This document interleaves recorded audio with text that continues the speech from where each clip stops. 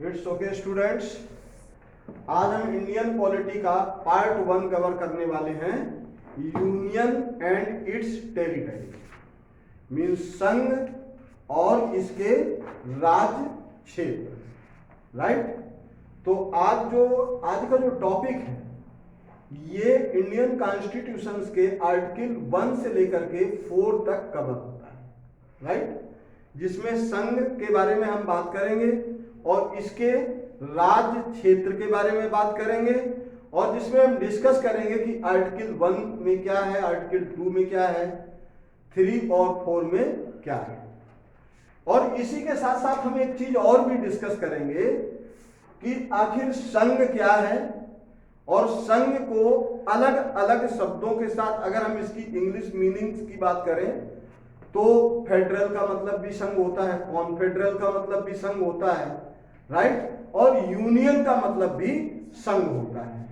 तो इसी के साथ हम confederal, federal as well as union भी डिस्कस करेंगे कि तीनों का जब मतलब संघ है, भाई कॉन्फेडरल का मतलब परिसंघ, फेडरल मतलब संघ और यूनियन मतलब संघ, जब सबका मतलब लगभग एक है तो फिर हम यूनियन क्यों हैं? हम यूनियन है या फेडरल हैं? राइट। और जब कभी हम कॉन्स्टिट्यूशन में बात करते हैं तो हम कह देते हैं कि हमारा जो कॉन्स्टिट्यूशन ऑफ इंडिया है दैट इज फेडरल स्ट्रक्चर, वो एक संघीय ढांचा है, संघीय सरकार की हम बात करते हैं। तो फिर जब संघीय सरकार की बात करते हैं तो फिर यूनियन क्या है? इन तमाम टॉपिक्स पर आज हम डिस्कस करने वाले हैं। तो स्टूडेंट्स ध्यान से सुनेंगे और साथ ही एक निवेदन भी अपने स्टूडेंट से करना चाहूंगा, क्योंकि हम सब कहीं ना कहीं एक दूसरे से अपेक्षित होते हैं। तो आप लोग जो वीडियो अगर हमारा पसंद आए तो प्लीज इसे लाइक करें, शेयर करें और खासतौर से शेयर इसलिए भी करें क्योंकि जितने ज्यादा लोगों से शेयर करेंगे इससे देश के लोग शिक्षित होंगे, देश के लोग अपने संविधान के बारे में जानेंगे, कानून के बारे में जानेंगे। तो कम से कम इतना तो होगा कि वो देश के संविधान या कानून को तोड़ने की बात नहीं करेंगे। अगर संविधान को जान जाएंगे तो कम से कम जागरूक तो होंगे। अरे भाई, अगर विद्यार्थी देखेंगे देन वेल एंड गुड, जो विद्यार्थी नहीं भी हैं वो भी देख लेंगे तो कम से कम उनको अपने संविधान की समझ तो होगी। तो इसको शेयर जरूर करें ज्यादा से ज्यादा लोगों के साथ। अब हम बात करते हैं आर्टिकल 1 से लेकर के 4 तक इंडियन पॉलिटी पार्ट 1, जो हमारे संविधान के में यूनियन और उनकी टेरिटरीज के बारे में, उनके राज्य के बारे में, राज्य क्षेत्रफल के बारे में डिस्कस करता है। राइट। तो देखिए आर्टिकल 1 में लिखा है स्पष्ट तौर से, आर्टिकल 1 में क्या लिखा है? आर्टिकल 1 कहता है कि इंडिया स्टेट मतलब कई राज्यों का एक संघ है। आर्टिकल 1 क्या कहता है? इंडिया कई राज्यों का एक संघ है। बात समझ में आ रही है? मीन्स भारत राज्यों का संघ है। इसको आप ऐसे कह सकते हैं, भारत राज्यों का एक संघ है, या इसको India is a union of states, Bharat राज्यों का संघ है। ये वाली बात किसमें लिखी है? आर्टिकल 1 में लिखी है। आर्टिकल 1 में ये तो बता दिया कि भारत राज्यों का एक संघ है। तो आर्टिकल 2 में क्या है? आर्टिकल 2 क्या कहता है कि आर्टिकल 2 कहता है कि भारत चाहे तो, भारत अगर चाहे तो अपने राज्य का और उसकी सीमाओं का विस्तार कर सकता है और नए राज्यों को भी अपने में मिला सकता है। क्या कर सकता है? नए राज्यों को अपने में मिला सकता है। आर्टिकल 2 क्या कहता है? Article 2 states that India can access in its other states also, other independent states also. अगर कोई इंडिपेंडेंट स्टेट है उसे भी भारत में मिलाया जा सकता है। जैसा कि 1947 में जम्मू कश्मीर एक इंडिपेंडेंट स्टेट था लेकिन उसको भारत में मिला लिया गया। ये वाली बात कहां पर लिखी है? आर्टिकल 2 में कि इंडिया इंडिपेंडेंट स्टेट्स को भी क्या कर सकती है? अपने में मिला सकती है, इंडिपेंडेंट स्टेट्स को, राइट? जो इंडिपेंडेंट स्टेट्स हैं उन्हें मिला सकती है। लेकिन ये वाली बात नहीं लिखी है कि आप जबरदस्ती मिला लोगे किसी भी इंडिपेंडेंट स्टेट को। अरे भाई 1947 में जब देश आजाद हुआ था तो जम्मू एंड कश्मीर भी आजाद हो गया था। जम्मू एंड कश्मीर ने कहा neither I am going with Pakistan nor standing with India, I am independent. Jammu and Kashmir के जो राजा हरि सिंह थे उन्होंने कहा ना तो मैं पाकिस्तान के साथ जा रहा हूं ना इंडिया के साथ खड़ा हूं, मैं तो इंडिपेंडेंट स्टेट के तौर पर रहूंगा। और उन्होंने अपना एक इंडिपेंडेंट स्टेट डिक्लेयर करवा दिया था। बट हुआ क्या? पाकिस्तान ने मक्कारी करना शुरू कर दी। पाकिस्तान ने जो है जम्मू एंड कश्मीर में कबाली सप्लाई करना शुरू कर दिए। जब कबाली सप्लाई करना शुरू कर दिए तो राजा हरि सिंह का महल ही इन्होंने घेर दिया। राजा हरि सिंह जब मुसीबत में आए तो ये खुद दौड़े दौड़े चले आए। और राजा हरि सिंह जब मुसीबत में आए तो ये दौड़े दौड़े चले आए किसके पास? पंडित जवाहरलाल नेहरू के पास। वो हमारे देश के पहले प्रधानमंत्री थे। उनसे कहा कि पंडित जी अब तो बचाओ हमें। तो पंडित जी ने कहा कि पंडित जी को तो पता ही नहीं था कुछ, ये तो बोले कि हाँ चलो हम आर्मी भेज देते हैं। तो उस समय हमारे जो है इंडिया में जो लॉर्ड माउंटबेटन थे, जो गवर्नर थे, गवर्नर जनरल ऑफ इंडिया रहे थे यहाँ पर, तो उन्होंने कहा कि यार ऐसे कैसे आप मदद कर सकते हो? ये तो दो इंडिपेंडेंट स्टेट की लड़ाई है। ये दो इंडिपेंडेंट स्टेट की लड़ाई है, इसमें आपका क्या काम है? या तो इनसे कहो कि ये इंस्ट्रूमेंट एक्सेशन साइन करें, इंस्ट्रूमेंट ऑफ एक्सेशन साइन करें। तो भाई पंडित जवाहरलाल नेहरू ने तुरंत जो है सरदार वल्लभ भाई पटेल, उनसे कहा सरदार पटेल से कि भाई पटेल जी देखो इनके लिए क्या किया जा सकता है। तो जम्मू एंड कश्मीर को भारत में विलय करवाने में किसका हाथ था? अगर हम उस समय की बात करें, जम्मू एंड कश्मीर को विलय करवाने में भारत में किसका हाथ था? एक तो पीटी नेहरू मतलब पंडित जवाहरलाल नेहरू, दूसरे थे आपके mister VP Menon, right, VP Menon, और तीसरे थे सरदार पटेल। ये उन दिनों भी जो है एक्सटर्नल अफेयर में थे, सेक्रेटरी थे, विदेश सचिव हुआ करते थे, आईसीएस सर्विसेज में थे वीपी मेनन। बहुत मतलब इंडियन सिविल सर्विसेज में थे, बहुत बड़े ऑफिसर थे, सेक्रेटरी थे, राइट। तो इन लोगों ने कहा कि नहीं ठीक है, आप इंस्ट्रूमेंट ऑफ एक्सेशन साइन करो। और जब राजा हरि सिंह ने इंस्ट्रूमेंट ऑफ एक्सेशन साइन किया तो इन्होंने क्या किया कि अब ये कह दिया कि भाई now India is now Jammu and Kashmir is an integrated part of India. Means अब जम्मू एंड कश्मीर भारत का एक अभिन्न अंग है। मतलब हमने क्या जम्मू एंड कश्मीर पर कब्जा किया है? नहीं, कब्जा नहीं किया है। उन्होंने खुद हम में विलय होने की इच्छा प्रकट की थी।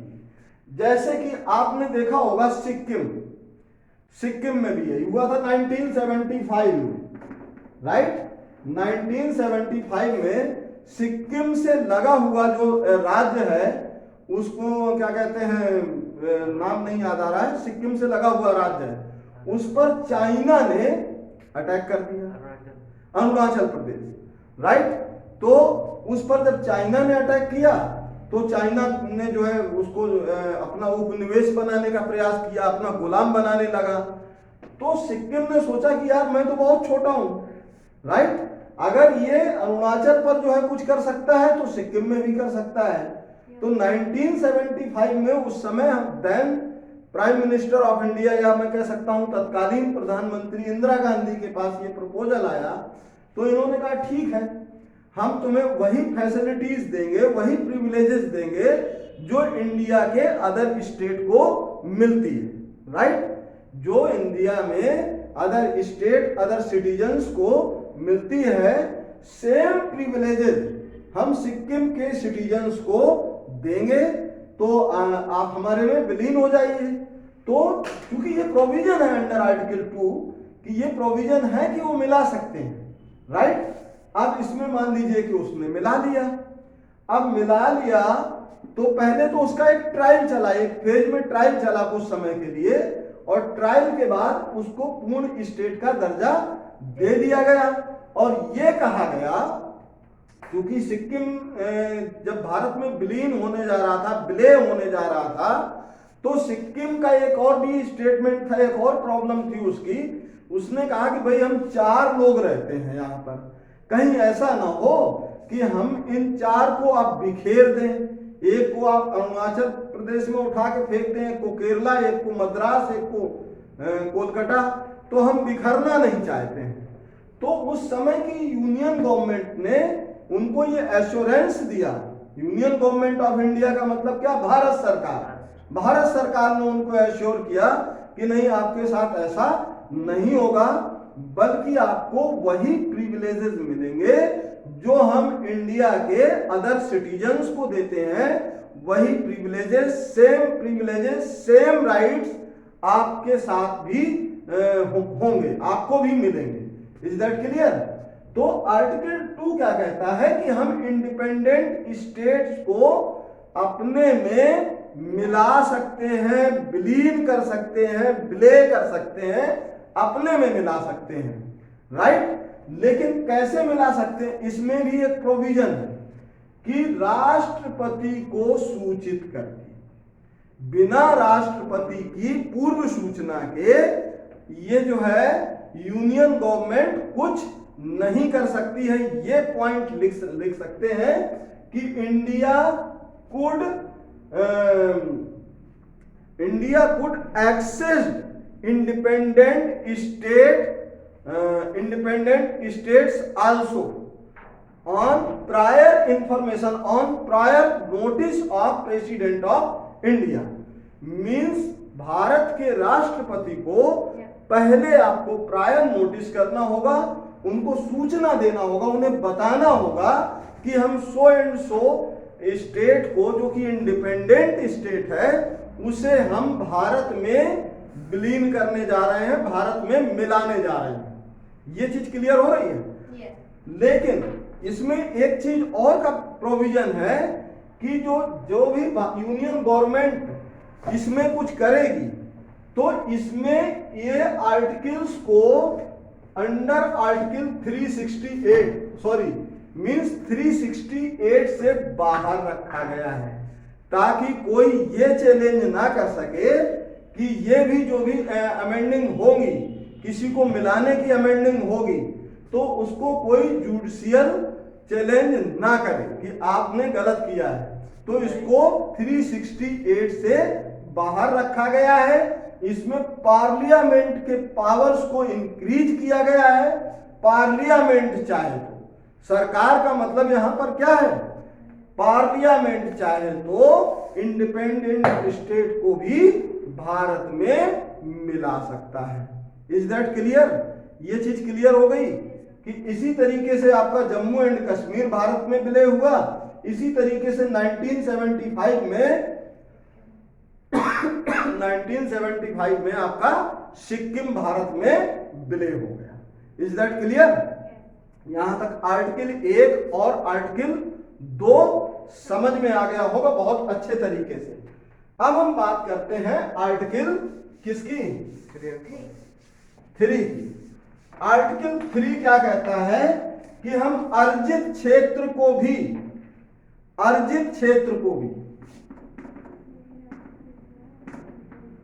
आर्टिकल 3 क्या कहता है? अर्जित क्षेत्र को भी हम किसमें कर सकते हैं? भारत में मिला सकते हैं।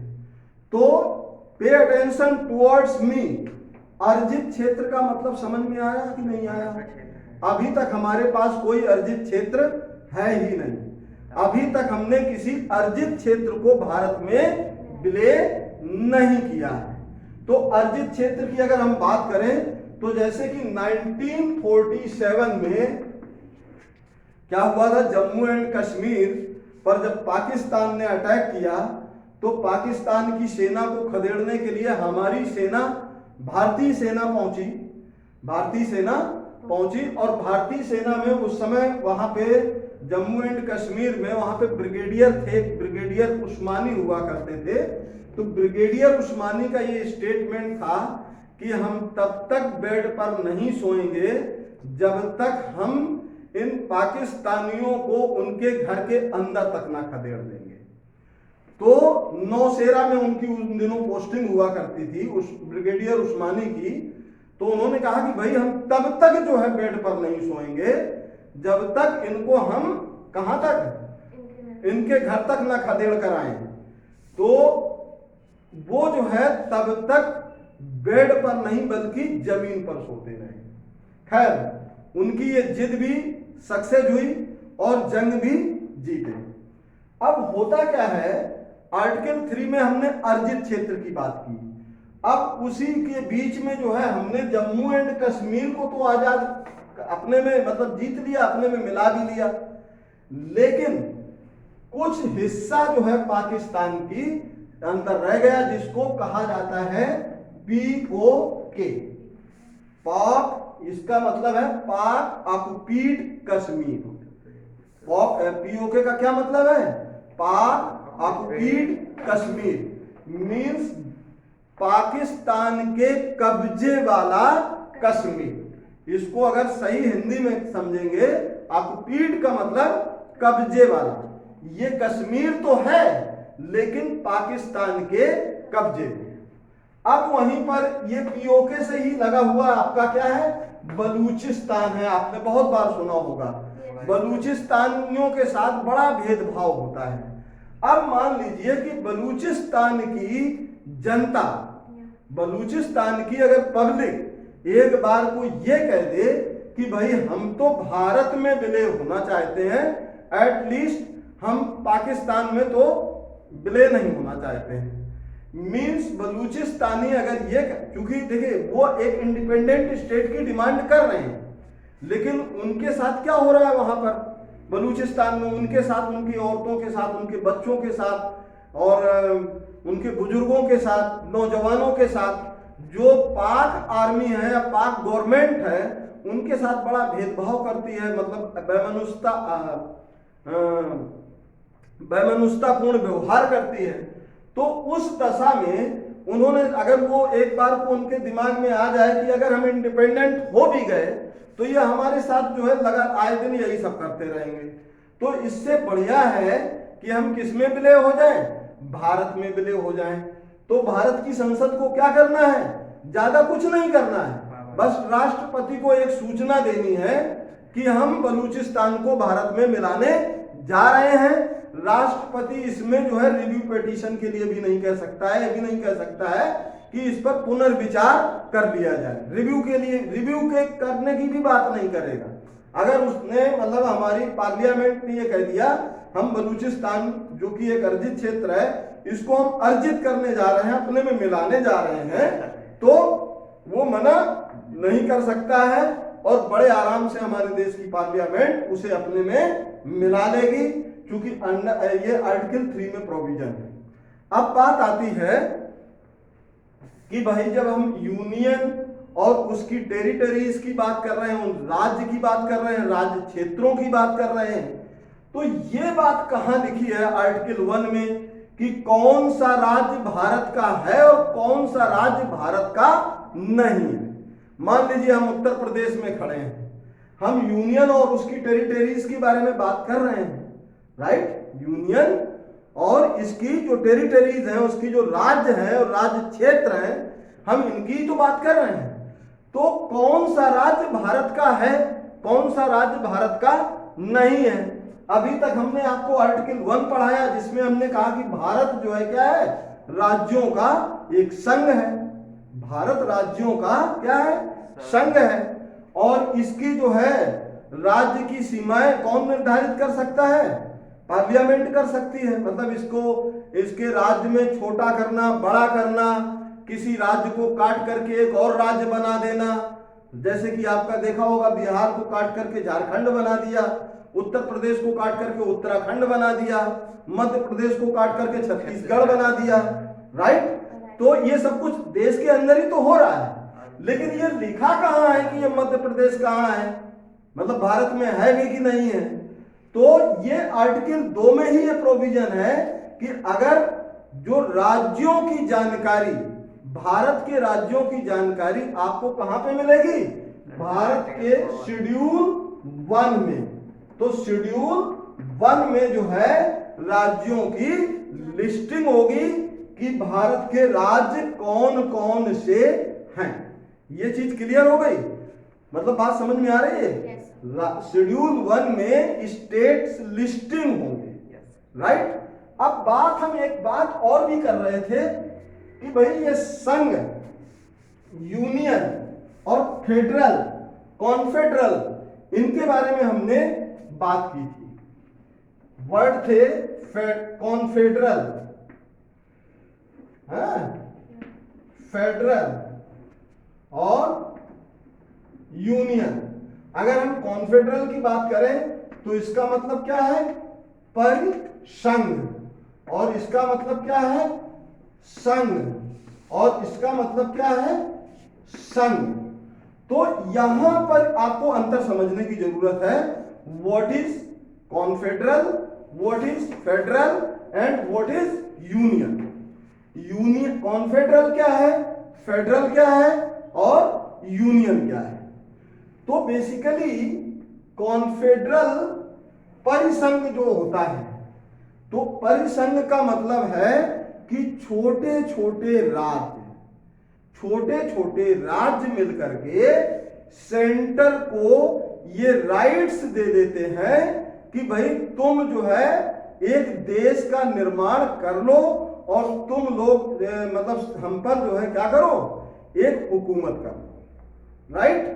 लेकिन ये इतना कमजोर परिसंघ होता है कि जब जिसको, अगर ये एक एग्रीमेंट ही तो है, ये एक एग्रीमेंट ही तो है कि छोटे छोटे कई राज्य मिल करके एक उन्होंने देश का निर्माण कर लिया और उसमें एक सेंट्रल का निर्माण कर दिया, राइट।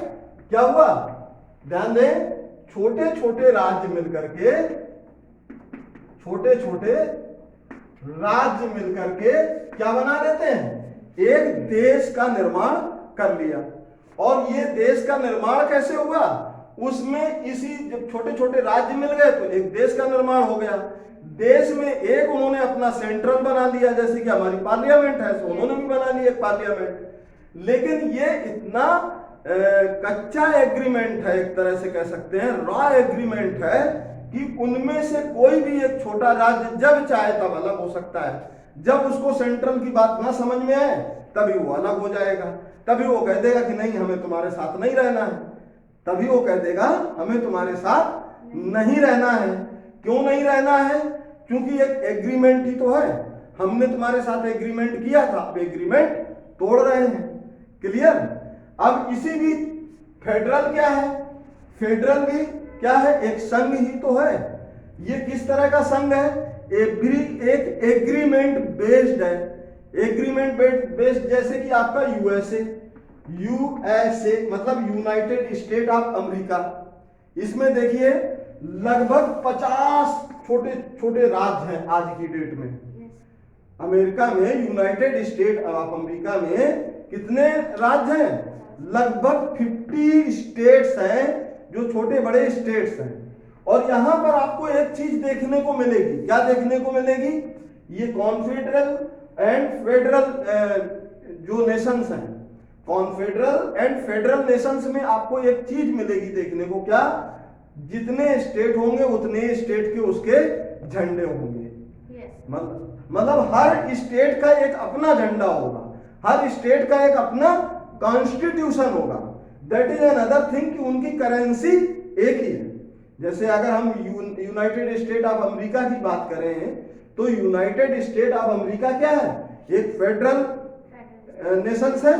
तो फेडरल नेशंस है, उसमें क्या स्टेट्स के बीच एक बॉन्डिंग है, एक एग्रीमेंट है, और वो साथ रह रहे हैं। लेकिन कब तक रह रहे हैं, जब तक वो उनकी बॉन्डिंग चलती रहे, जब तक उनका एग्रीमेंट चलता रहे। जिस दिन भी एग्रीमेंट ब्रेक हो गया वही स्टेट अलग हो जाएगा, राइट। तो ये इसमें देखिए यूएसए में 50 झंडे मिलेंगे, 50 कॉन्स्टिट्यूशन मिलेंगे आपको, राइट। बस करेंसी एक है। इन्होंने क्या कर रखा है, बस उसको जो है अमेरिका के राष्ट्रपति को अपना एक तरह से उनको राइट दे रखा है, हाँ ठीक है तुम हम पर रूल कर सकते हो, राइट। लेकिन जिस दिन वो चाहे एग्रीमेंट क्या कर सकते हैं, ब्रेक कर सकते हैं। एग्रीमेंट ब्रेक होते के साथ ही क्या हो जाएगा, वो इंडिपेंडेंट स्टेट हो जाएगा। बट यूनियन, भारत क्या है, Bharat, India is a union. India, Bharat क्या है, एक संघ है, यूनियन है। इससे तो एक बार मिल तो सकता है इसमें, लेकिन इससे बाहर नहीं जा सकता है। ये ठीक उस अमरीश पुरी के डायलॉग की तरह है। अमरीश पुरी कभी कभी फिल्मों में डायलॉग बोलता है, क्या बोलता है डायलॉग, कि ये नंबर 2 की दुनिया है, यहां आने का रास्ता है लेकिन जाने का रास्ता नहीं है। तो खैर हम अपने देश के बारे में ऐसा नहीं कहेंगे, ये ठीक वन वे ट्रैफिक की तरह है। हम इसको अच्छे शब्दों में कहें तो वन वे ट्रैफिक है। यहां पर राज्य मिल तो सकते हैं, लेकिन चाह करके भी इस राज्य से बाहर नहीं जा सकते हैं। वो ये नहीं कर सकते हैं कि आज भारत में विलय हुए और कल भारत से कहने लगे कि अब तो हमको इंडिपेंडेंट स्टेट दे दो जी। जैसे कि पंजाब में मूर्ख शोर मचाते रहते हैं, Sikh, justice for Sikh, justice for Sikh, Khalistan, Khalistan. Jammu Kashmir में महबूबा मुफ्ती चिल्लाती रहती थी इंडिपेंडेंट स्टेट, इंडिपेंडेंट स्टेट। अरे ये तो नेहरू जी की, हम इसको उदारता कहें, महानता कहें या मूर्खता कहें, क्या कह सकते हैं, नहीं कहूंगा। वो हमारे देश के पहले प्रधानमंत्री थे और हमारे देश के लिए प्रधानमंत्री होने के नाते हमारे देश का गौरव भी थे। तो ये उनकी महानता ही कहेंगे हम कि उन्होंने क्या कर दिया, इनको एक स्पेशल स्टेट डिक्लेयर करते हुए स्पेशल प्रिविलेजेस दे दिए। इनको अपना झंडा लगाने का, अपना कॉन्स्टिट्यूशन बनाने का एक अधिकार दे दिया। तो इनका दिमाग खराब हो गया। अब दिमाग खराब हो गया तो इतना दिमाग खराब हुआ कि आए दिन जो है हमारे ही सर पर जो है मूसल घूमते रहे। तो क्या किया, मोदी जी ने एक झटके में इनको इनकी अकल ठिकाने लगा दी। और क्यों ना लगा दी, अरे भाई साहब, दुनिया में जो आदमी पत्नी के सामने नहीं झुका, साला दुनिया में कैसे झुक जाएगा किसी के सामने। भाई मोदी जी जैसा आदमी जब वो अपनी पत्नी के सामने नहीं झुका, वक्त आने पर पत्नी को छोड़ दिया लेकिन झुकना गवारा नहीं किया, तो वो एक महबूबा मुफ्ती के और ये जो है उमर अब्दुल्ला, फारूक अब्दुल्ला जैसे लोगों के सामने कैसे झुक जाते हैं, राइट। हटा दी ना 370, हटा देंगे, पढ़ा देंगे 370 और 35 से भी पढ़ा देंगे कि इसमें आखिर क्या प्रोविजन था, इनको क्या क्या स्पेशल प्रिविलेजेस मिले हुए थे, कैसे कैसे मिले हुए थे। आर्टिकल 370 एंड 35A भी पढ़ाएंगे। 5 अगस्त 2019 से पहले इनके पास बहुत सारे स्पेशल प्रिविलेजेस थे, स्पेशल स्टेट हुआ करता था, राइट। तो ये चीज समझ में आ गई। संघ क्या है, संघ में आने का रास्ता है, लेकिन चाह करके भी कोई इससे बाहर नहीं जा सकता है। Is that clear? तो ये चीजें, सारी चीजें मेरे ख्याल से क्लियर हो गई होंगी। आर्टिकल 4 आपको यही बताता है कि संघ में आ तो सकते हैं लेकिन संघ से बाहर नहीं जा सकते हैं। इसी के साथ आपका जो है Indian polity part 1 article 1 to 4 cover होता है। अगर आप लोगों को ये वीडियो पसंद आए तो प्लीज इसे लाइक करें, सब्सक्राइब करें, शेयर करें और अपने दोस्तों के साथ तो बहुत ज्यादा शेयर करें। Thank you very much.